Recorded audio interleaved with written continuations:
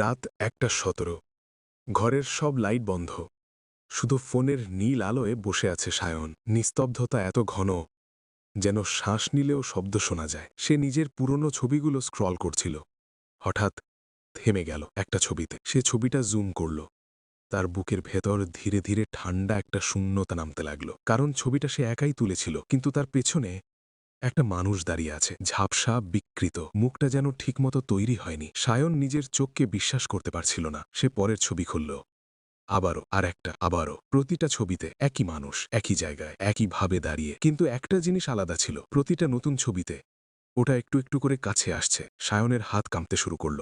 তার শরীরের তাপমাত্রা হঠাৎ কমে গেল।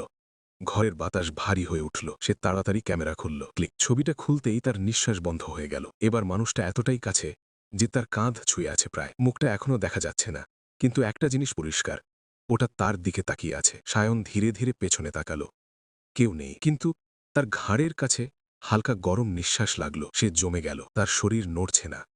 চোখের কোণে পানি চলে এলো। ধীরে ধীরে সে সামনে থাকা আয়নার দিকে তাকালো। আর যা দেখল, তা দেখার পর মানুষের মস্তিষ্ক স্বাভাবিক থাকতে পারে না। আয়নায় তার পেছনে কেউ না, ওটা তার ঠিক সামনে দাঁড়িয়ে আছে। মানে বাস্তবে ওটা তার পেছনে, কিন্তু প্রতিফলনে ওটা সামনে। সায়নের মাথায় একটা জিনিস ঢুকল, ওটা পেছনে না, ওটা জায়গা বদলাচ্ছে। হঠাৎ পুরো ঘর ঠান্ডা হয়ে গেল।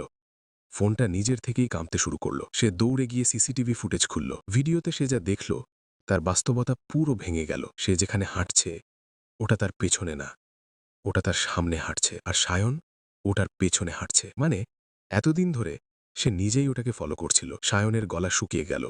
সে নিজের মুখে হাত দিল। তার হাত ঠান্ডা, অস্বাভাবিক ঠান্ডা। ধীরে ধীরে সে আয়নার দিকে এগোল।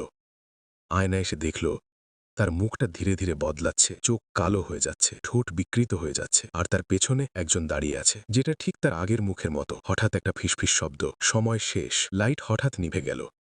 পরদিন সকালে পুলিশ দরজা ভেঙে ভেতরে ঢোকে। ঘর ফাঁকা, কেউ নেই, শুধু একটা ফোন পড়ে আছে। ফোনের শেষ একটা ছবি। ছবিটায় দেখা যায় ঘরের ভেতর একজন দাঁড়িয়ে আছে। সে সায়ন।